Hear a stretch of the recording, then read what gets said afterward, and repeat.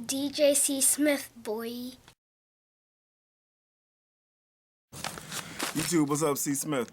Hey, I'm trying to make it as quick as possible, I promise.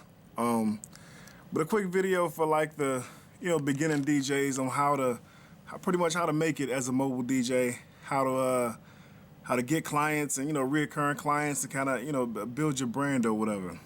I made this video for a comment that somebody just put on one of my videos. I actually made a video before on how to make it as a mobile DJ. I never posted it because, I ain't really the one to try to give, this blanket advice to everybody. You know what I mean? Making it seem like I know everything. To make it, starting off, don't go out and buy the most expensive thing that you can find and then expect to recoup your money from it the first gig or the first few gigs. You gotta start off slow, but the main thing, you gotta start off low. Low as in your prices, what you're charging. And I'm not just giving you no bad advice. I'm telling you what worked for me. I started off crazy low. $25 an hour is what I started off at. I had a decent setup. Wasn't nothing over the top. It was enough to get me by. Started off with $25 an hour. Slowly built up my clientele and slowly built up my my setup to where I am today.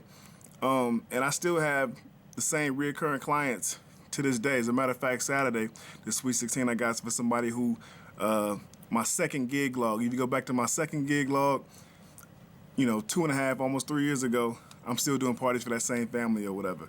Even though my prices are much higher, they sticking with me because they know the quality, and they understand that, with better quality comes higher prices. So it's all good. But anyway, don't go out buying a bunch of expensive equipment unless you got it like that. If you got it like that, then cool. But you got to understand that if you new, people don't know your name, they're not going to pay you for that, this high quality equipment because they never seen you before, never heard you before. You know what I mean? So I wouldn't suggest you going out spending a whole bunch of money. No more than $1,000 total for your system should be good for a good starter system or whatever.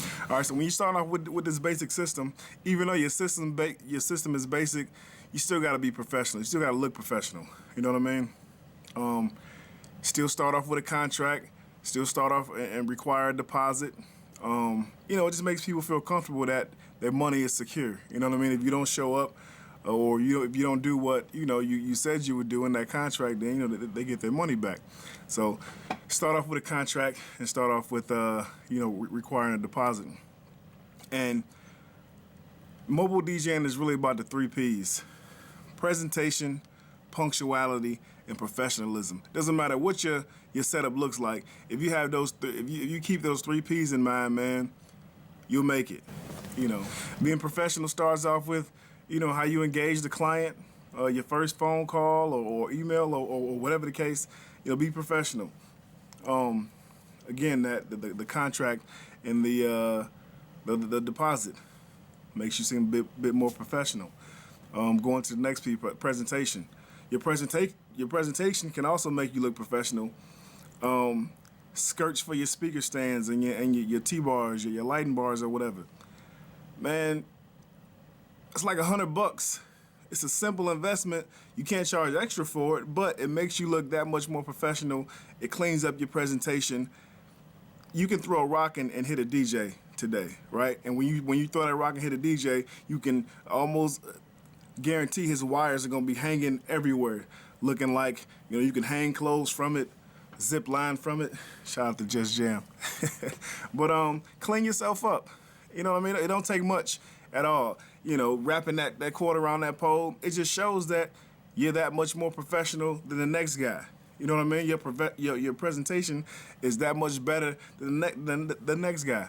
So invest in that. That's one of the first things.